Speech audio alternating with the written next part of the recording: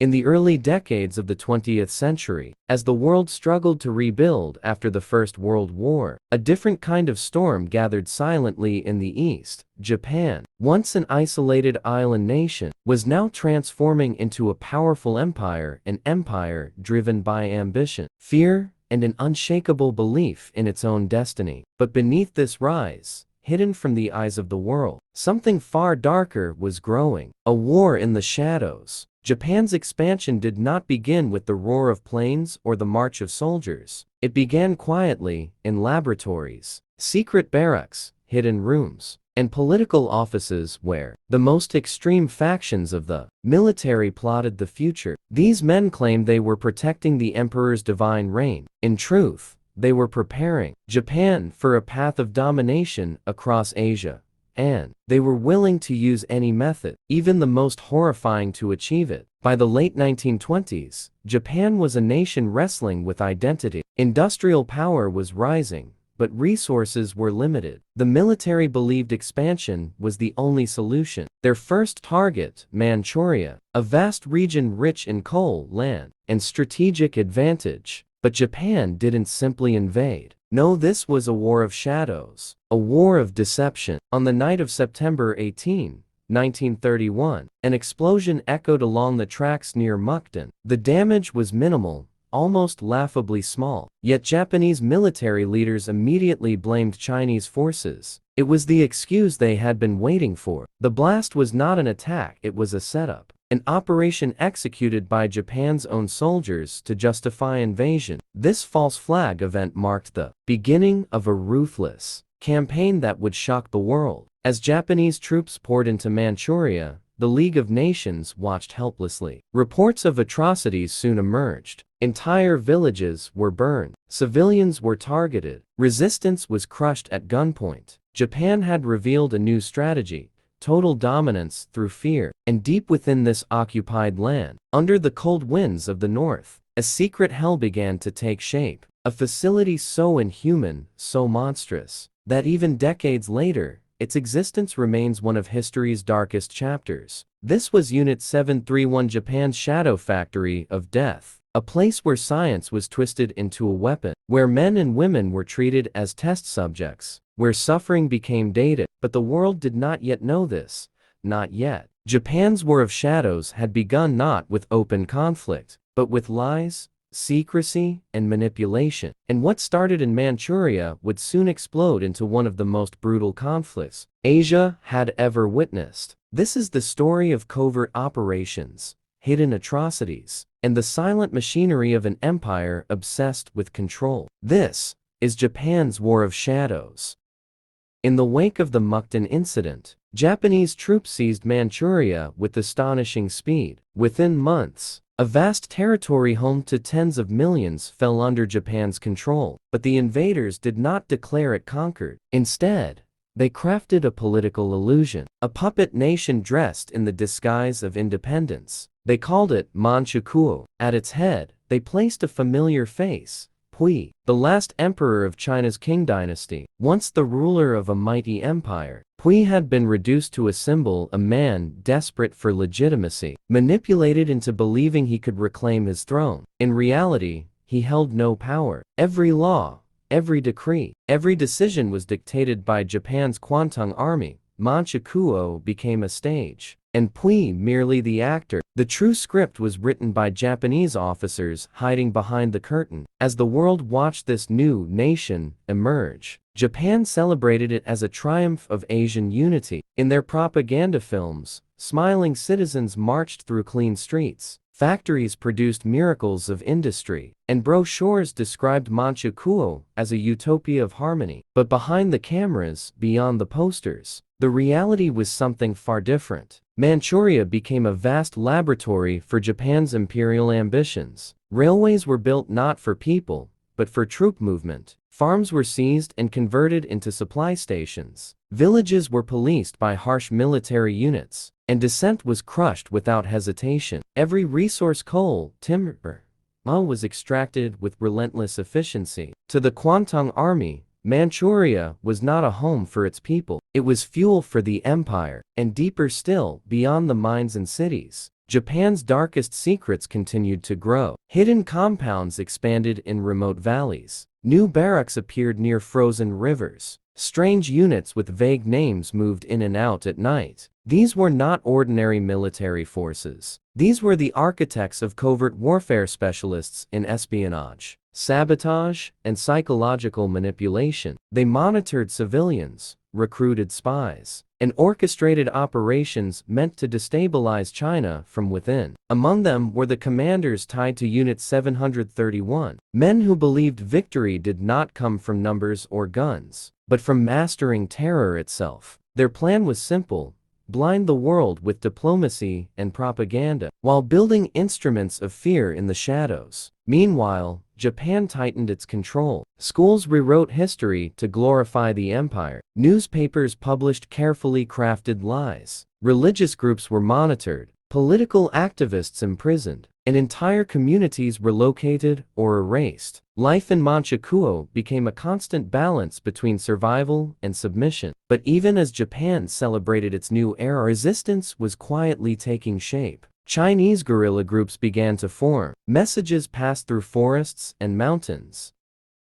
While Japan strengthened its grip over Manchukuo, a far more sinister project began to take shape, one that would define the darkest chapter of Japan's secret war. It started with a brilliant medical officer, a man whose intelligence was matched only by his ambition. His name was Sure Ishii. Ishii was fascinated by the idea of biological warfare. He believed diseases could accomplish what armies could not: wipe out entire populations with silent efficiency. Where other scientists saw ethics, he saw obstacles. Where others saw human life, he saw data. And in Manchuria, he found the perfect place to conduct his experiments without prying eyes. Under Ishii's direction, the Japanese army established a covert research installation disguised as a water purification unit. Its true mission was hidden behind locked gates, watchtowers, and layers of military deception. This facility would grow over the years into a sprawling complex of laboratories, cells, furnaces, and testing grounds. It would become one of the greatest horrors of the 20th century. Its name, Unit 731. Inside its walls, thousands of men, women, and children, Chinese, Korean, Soviet, and even some captured Allied prisoners, were held as logs, a chilling term used to strip them of humanity. They were not seen as people, they were seen as tools. Ishii's philosophy was simple: to win the shadows, we must master the unseen.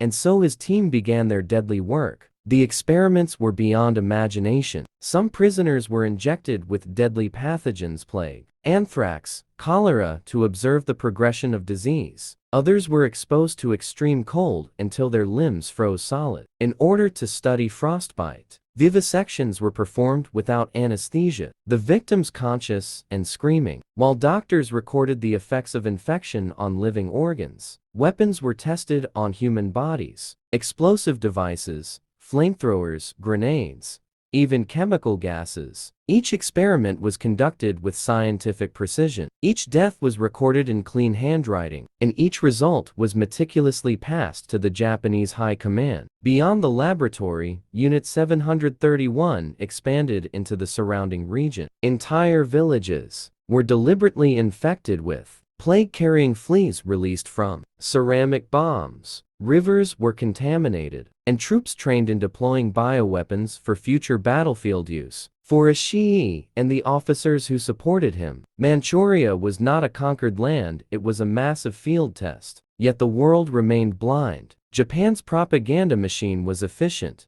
its secrecy airtight. Diplomats assured foreign nations that Japan's presence in Manchuria was peaceful and beneficial. Newspapers back home praised Ishii as a visionary. Only a few whispers escaped the compound's walls, and even those were dismissed as rumors. Meanwhile, inside the concrete cells, prisoners scratched final messages on the floor, hoping someone someday would discover. By the mid-1930s, Japan's influence in Manchuria had grown into a vast shadow, stretching across East Asia. But for the military leaders in Tokyo, the conquest of one region was not enough. Their ambitions reached far beyond Manchukuo's borders. They envisioned an empire that would dominate all of China, a nation rich in resources, land, and strategic power. And so, fueled by confidence and secrecy, Japan prepared for its next move. Tensions finally ignited on July 7, 1937, at the Marco Polo Bridge near Beijing. A single gunshot, its origin, still disputed to this day, triggered what would become one of the bloodiest conflicts in Asian history. Japanese units, already positioned and eager for expansion, launched a full-scale assault. China fought back fiercely, but Japan's military strength was overwhelming. City after city fell, and with every victory, Japan's war in the shadows grew more brutal. As Japanese troops pushed deeper into China, the rules of war began to dissolve. Reports emerged of massacres, forced labor, and widespread terror. Civilians fled, burning villages, carrying only what they could hold. Refugees crowded into makeshift camps as the countryside transformed into a battlefield of despair. But no place suffered more than Nanjing. In December 1937, Japanese forces entered the ancient capital. What followed was not a battle, but an orgy of violence that stunned even some Japanese officers. For 6 terrifying weeks, soldiers committed atrocities on a scale the world had rarely seen. Tens of thousands of civilians were murdered. Women were assaulted in the streets. Homes, schools, temples, nothing was spared. The river Yangtze ran red with bodies. This would later be known as the Rape of Nanjing, a name that echoes through history as one of humanity's darkest moments. Behind these horrors stood the same ideology that had fueled Japan's actions in Manchuria, the belief that the empire must expand at any cost, and that those who stood in its way were expendable. The Shadow War was no longer confined to secret labs or hidden barracks. It had erupted into the open. Yet even amid the bloodshed, Japan's covert operations continued silently. Special units infiltrated Chinese cities to manipulate local politics, gather intelligence, and eliminate resistance leaders. Propaganda squads broadcast messages promising liberation, while simultaneously enforcing strict control. In rural areas, mysterious outbreaks spread after strange aircraft passed overhead, a sign that Unit 731 and its sister units were testing their biological weapons on unsuspecting populations. China, vast and diverse, refused to surrender. Guerrilla fighters emerged from mountains and forests. Armies regrouped in the interior. Refugees carried stories of atrocities to the outside world. Slowly, global attention began to turn toward the conflict, but still, the full truth of Japan's Shadow War remained hidden.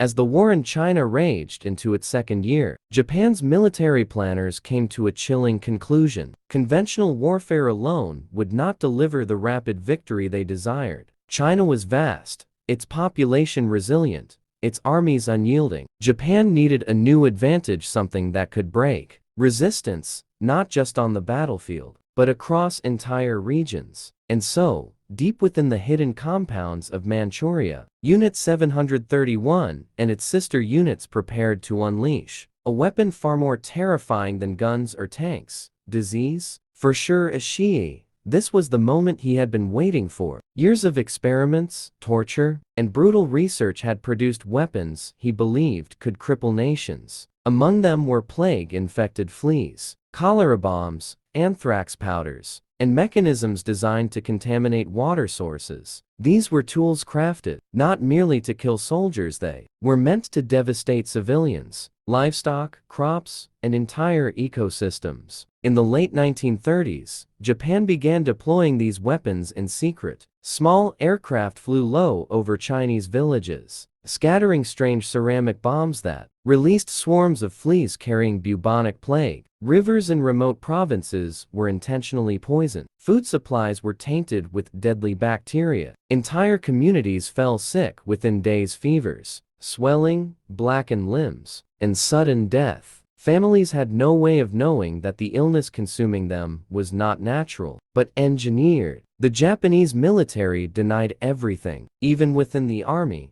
only select units knew the truth. Soldiers were told they were spreading anti-epidemic agents or conducting sanitation missions. In reality, they were participating in some of the first large-scale biological attacks in modern history. The effects were catastrophic. In 1940 alone, outbreaks in the Zhejiang and Hunan regions killed thousands. Villages were quarantined, bodies piled in the streets, and desperate survivors attempted to flee only to carry the disease, unknowingly, across new areas. China, already suffering from the ravages of war, now faced an invisible enemy it could not see, fight, or understand. But there was a fatal flaw in Japan's plan. Disease does not choose sides. Japanese soldiers operating near infected zones began falling ill. Some units lost half their men to the very pathogens they had released. In one infamous incident, plague spread unexpectedly back toward Japanese positions, forcing emergency evacuations and mass burnings of contaminated equipment. What Ishii considered a perfect weapon proved wildly unpredictable. Still, the biological campaign continued. Japan saw these horrors as field data and opportunity to refine techniques and gather information for future use. Each outbreak, every death, was recorded and analyzed. Reports were filed to high command, written in cold technical language that masked the suffering behind statistics. While Japan expanded its military operations across China, another, quieter conflict unfolded behind the scenes. An invisible struggle fought not with bullets, but with secrets. This was the intelligence war, a battlefield of spies, infiltrators, double agents, coded messages, and silent assassins. And in this shadowy arena, Japan's secret police, the feared Kempite, became one of the most ruthless forces in Asia. The Kempite operated like a hybrid of military police, secret service, and intelligence agency. Their presence spread across occupied territories like a cold wind. Civilians whispered their name only in fear. Their mission was simple: suppress resistance, uncover hidden fighters, gather intelligence, and neutralize any threat to Japan's control. But their methods were far from simple. They used interrogation chambers, surveillance networks, informants hidden in markets, schools, and temples. Anyone, shopkeepers, rickshaw pullers, factory workers, could be an informant, or could suddenly be accused of being one. Suspicion became a weapon. Fear became a strategy. Meanwhile, in Chinese cities, Japanese intelligence units focused on a different kind of warfare: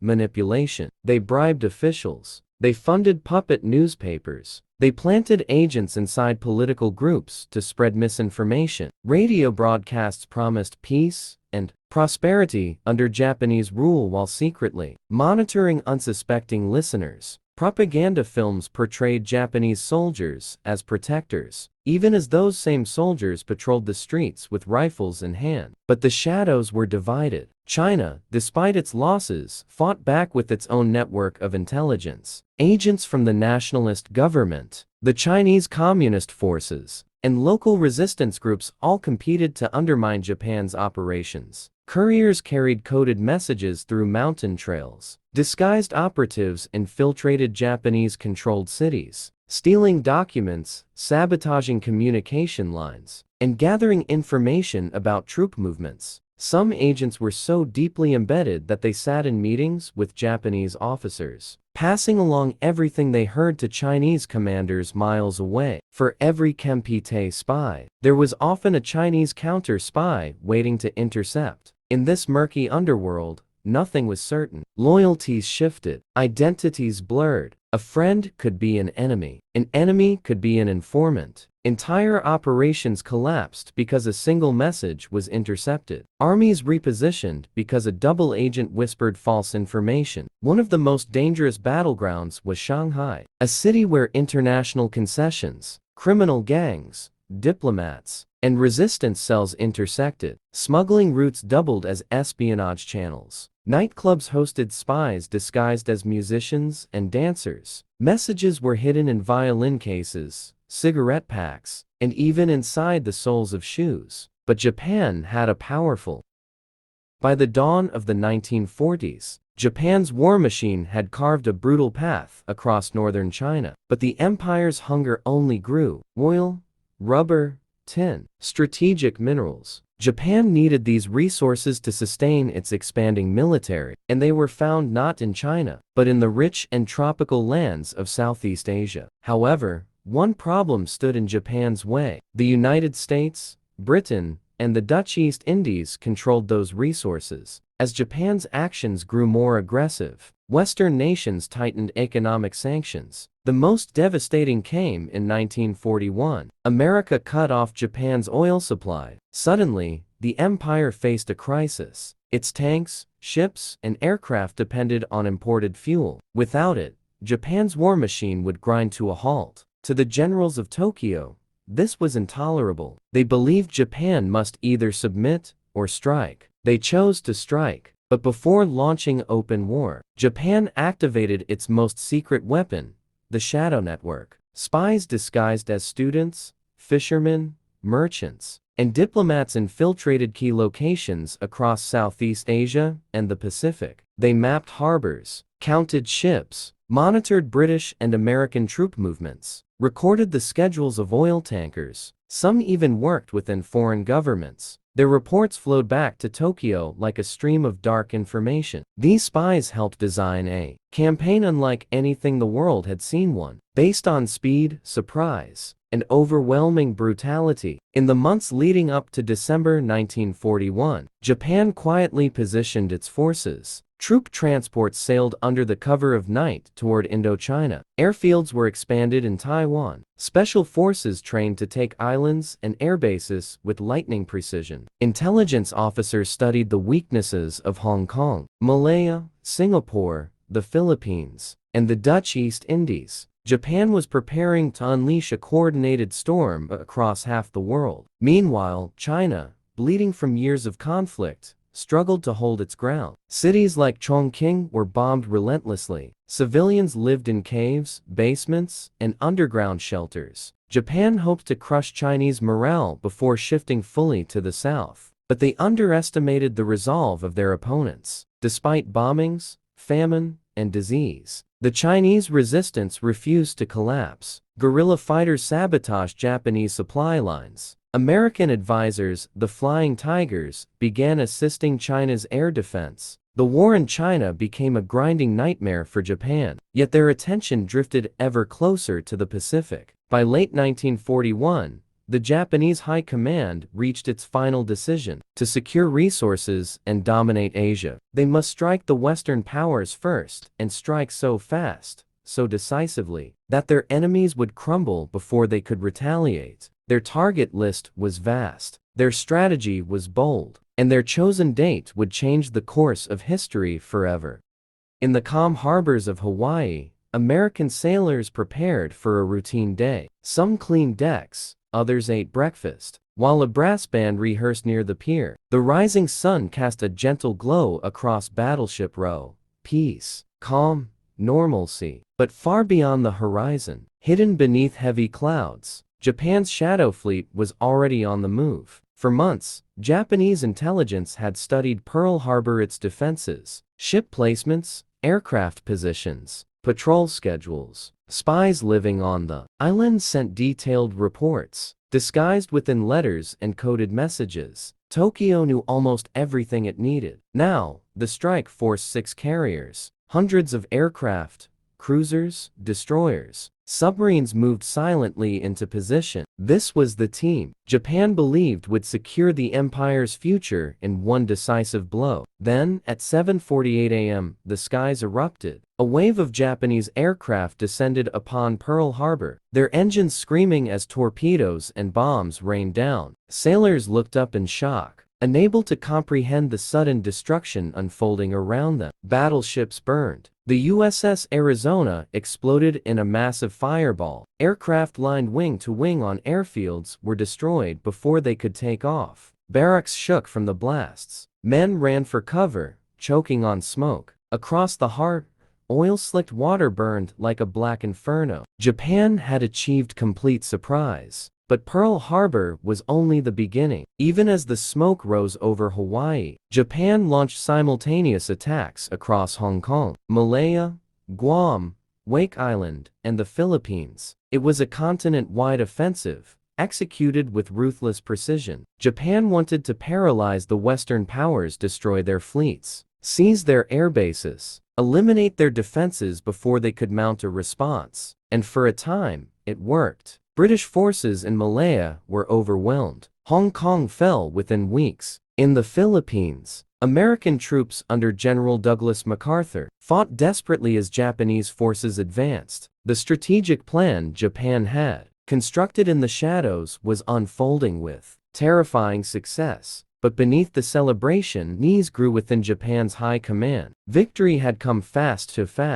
Instead of forcing America into negotiation, the attack ignited something far more dangerous: rage, determination, resolve. President Franklin Roosevelt declared, December 7th, a date which will live in infamy. Overnight, America shifted from isolation to total war. What Japan thought would break the West had instead awakened a sleeping giant. Meanwhile, Japan continued pressing forward, seizing resource-rich territories across Southeast Asia, the oil fields of the Dutch East Indies, the rubber plantations of Malaya, the strategic choke points of Singapore. The empire expanded at breathtaking speed. Yet in the shadows, cracks began to appear.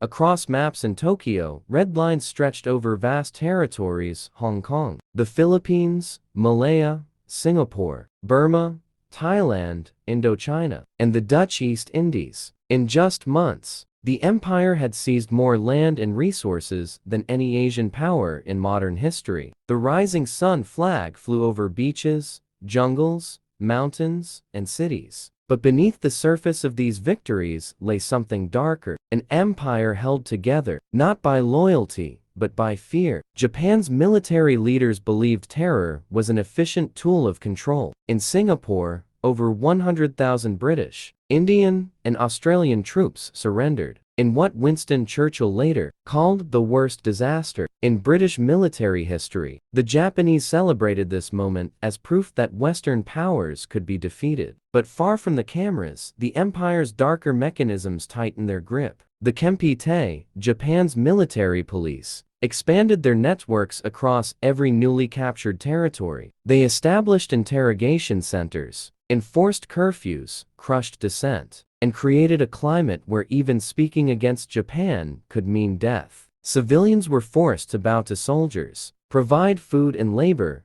and obey strict regulations. In the Philippines, resistance fighters faced brutal reprisals. Villages suspected of supporting guerrillas were burned to the ground. In Malaya, ethnic Chinese communities were targeted under suspicion of supporting anti-Japanese efforts. In Indonesia, forced labor Romusha became one of the largest exploitative systems of the war. Japan's victory was a mask hiding countless tragedies. At the same time, Japan pushed its propaganda harder than ever. Newspapers proclaimed the birth of the Greater East Asia Co-Prosperity Sphere, Grand Vision, in which Asian nations united under Japan's leadership, free from Western colonialism. Posters depicted friendly Japanese soldiers helping local people. Films showed smiling children welcoming the empire. But the reality was far from peaceful. Japan extracted resources with ruthless efficiency. Oil fields were seized.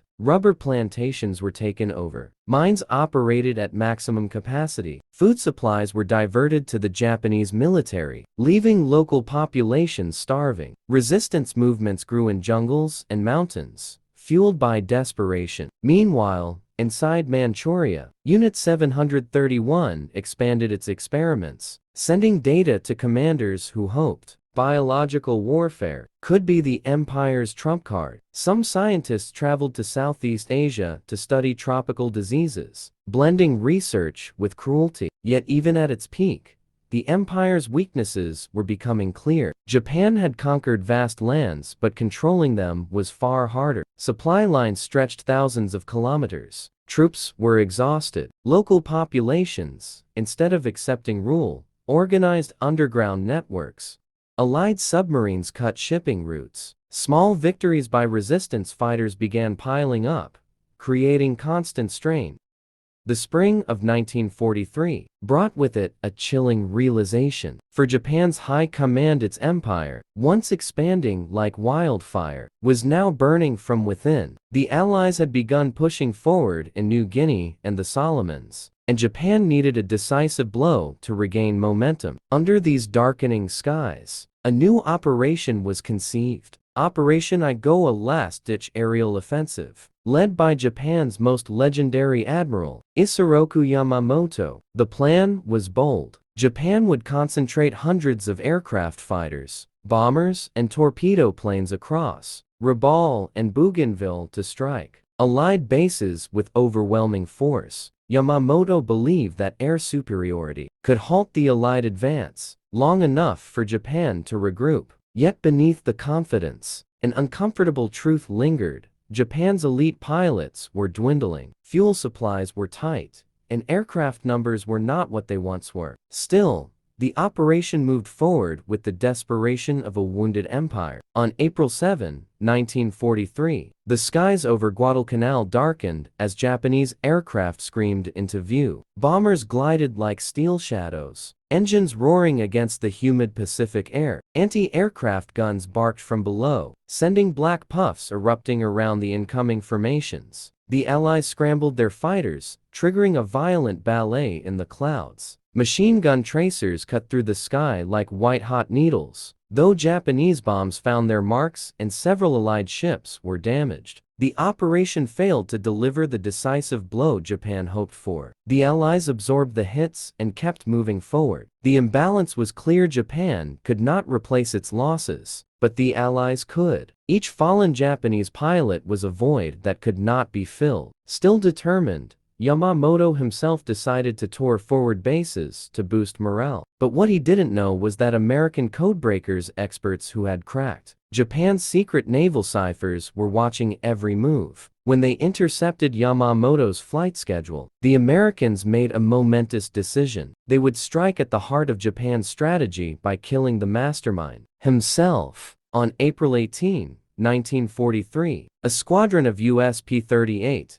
Lightnings took off on one of the most daring interception missions of the war. They flew low over vast stretches of ocean, undetected, guided by mathematics, precision, and fate. When Yamamoto's transport plane finally appeared, glinting in the morning sun, the American pilots swooped in. A brief, intense dogfight erupted, and then it was over. Yamamoto's plane plunged into the jungle below. Japan's greatest strategist was dead. His death sent shockwaves across Japan. Operation Igo, already faltering, collapsed completely. Without Yamamoto's leadership, Japan's aerial defense began to crumble, and the Allies pushed forward with renewed power.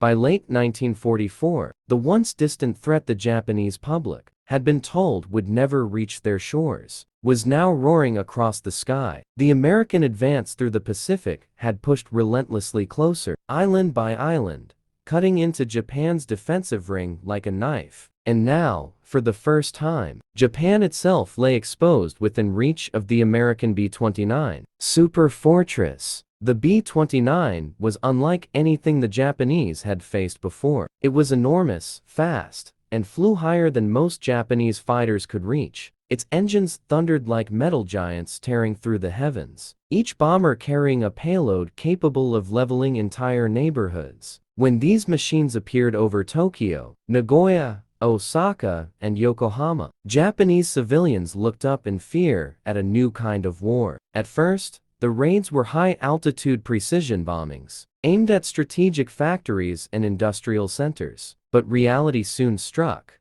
Japan's dispersed, small-scale industries were nearly impossible to target effectively from miles above the clouds. American bombs often missed or caused limited damage. Something had to change, and the man leading the charge, General Curtis LeMay, had a ruthless solution. Fire. Japan's cities' densely packed wooden neighborhoods, paper walls, and narrow streets were perfect fuel. LeMay ordered a new strategy, low-altitude nighttime incendiary bombing, designed not to hit factories, but to burn entire cities to the ground. The first major test came on the night of March 9 to 10, 1945, when hundreds of B-29s approached Tokyo at treetop height. Their bellies opened, releasing rivers of incendiary canisters that burst into flaming whirlwinds as they struck. Within minutes, the city ignited. Winds whipped flames into firestorms, towering walls of heat that rolled through districts, melting asphalt,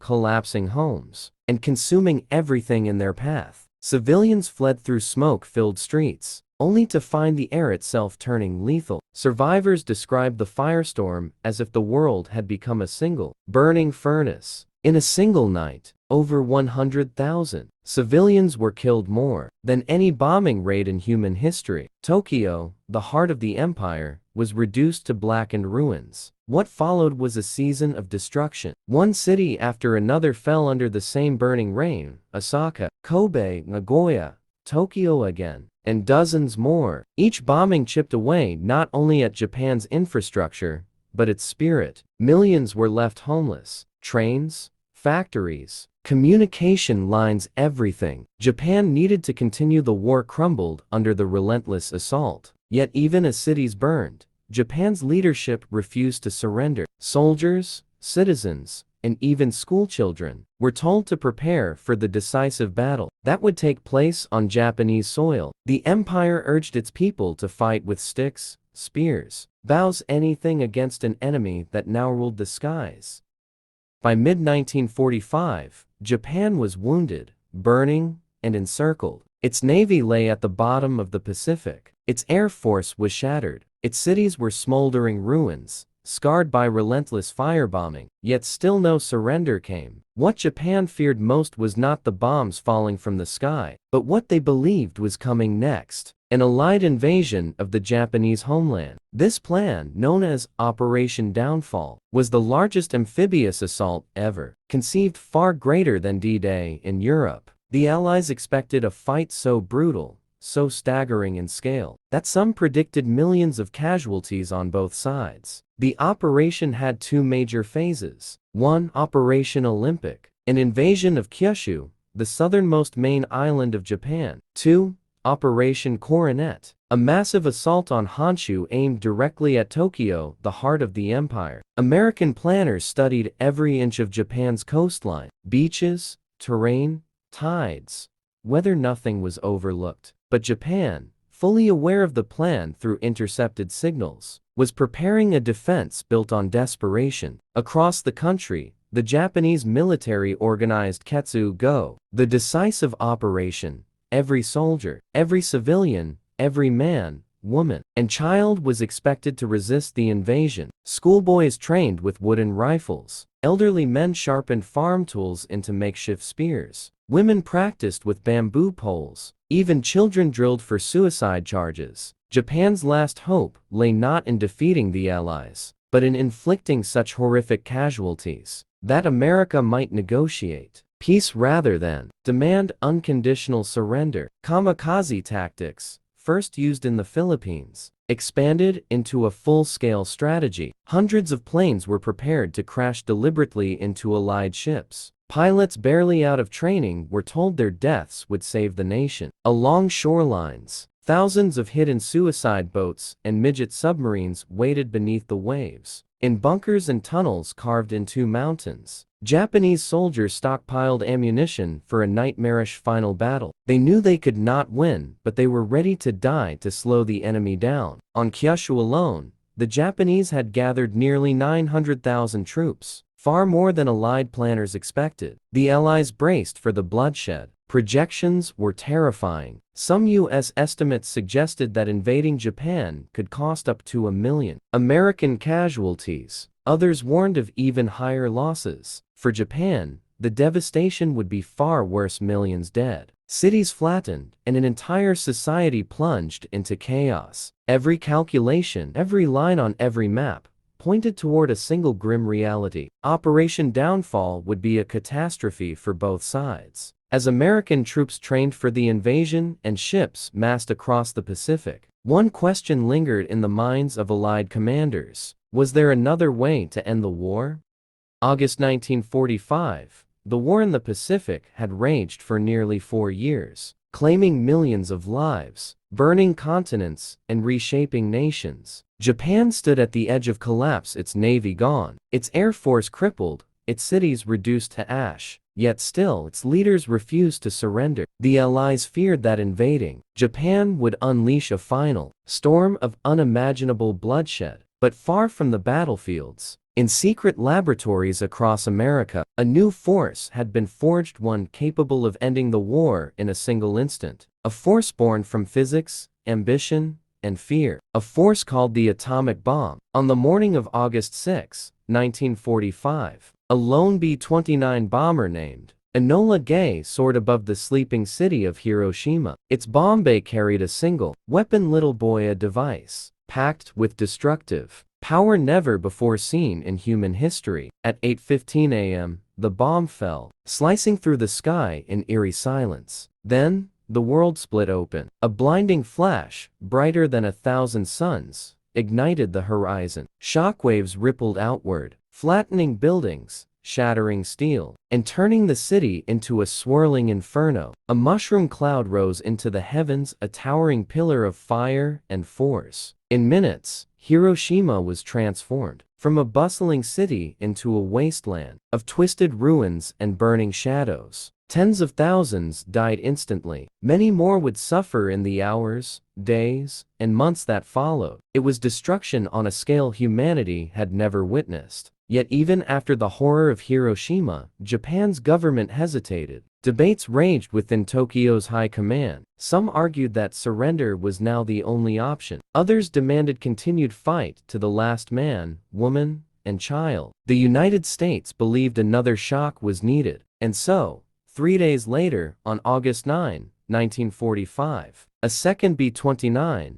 boxcar flew toward the industrial city of Nagasaki. Clouds obscured the sky, and for a moment it seemed the mission might fail. But then, a break appeared. The bomb Fat Man was released. The explosion that followed tore through the Urakami Valley with monstrous force. A rolling fireball expanded outward, consuming factories, homes, cathedrals. Valleys echoed with thunder. Once again, a city was left in ruins. Thousands perished in an instant. For Japan, this was the final blow. In underground shelters and shattered command rooms, the truth could no longer be denied. The empire had no defense against such power. Even the most hardline generals bowed their heads as the extent of the destruction became clear. On August 15, 1945, Emperor Hirohito addressed the nation in a trembling voice, telling his people that the war had ended. Japan would surrender not in defeat,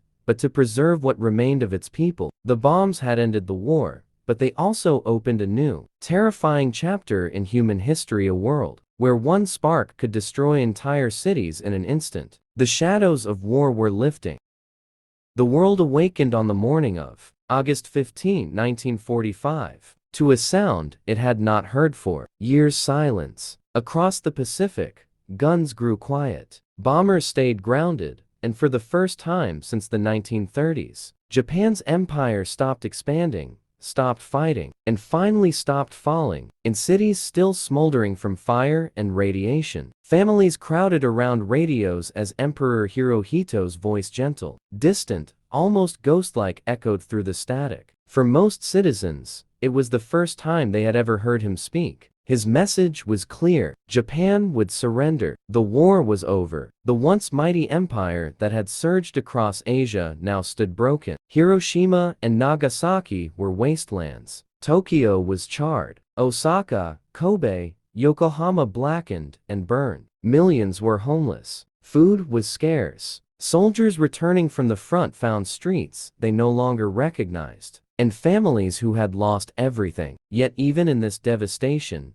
the ending of the war did not bring instant peace. Japan now faced a new and unfamiliar chapter: foreign occupation. On September 2, 1945, aboard the USS Missouri, anchored in Tokyo Bay, representatives of the Japanese government signed the instrument of surrender. American, British, Soviet, Chinese, Australian, and other allied officers watched silently. Cameras clicked, pens scratched against paper. Outside, Thousands of ships floated on the water, a steel ocean marking the end of one era and the beginning of another. General Douglas MacArthur, Supreme Commander of the Allied occupation, declared, "Let us not seek to blame the past, but rather build a future." Under his supervision, Japan underwent one of the most dramatic transformations in modern history. The Imperial Army was dismantled, the secret police disbanded, newspapers were freed from censorship, women gained the right to vote, a new constitution, one rejecting war forever, was written. Across the nation, factories once built for war began producing radios, bicycles, sewing machines, symbols of a different kind of future. Children who had trained for suicide defense now learned math and music instead. Streets filled not with marching boots, but with the sound of rebuilding hammers, saws, voices, hope. But rebuilding hearts was harder. Millions mourned fathers, sons, daughters, and friends who would never return. Veterans carried scars from jungles, islands, and frozen battlefields. Survivors of Hiroshima and Nagasaki struggled with illness and grief. Entire communities had vanished in the firestorms. And yet, Japan endured. From the ashes emerged a nation determined not just to survive, but to rise. In the decades that followed, Japan would rebuild its cities, its economy, and its identity, becoming a global symbol of resilience and rebirth. But the shadows of the past never vanished completely. They lingered in the memories of those who lived through the war, and in the lessons passed to future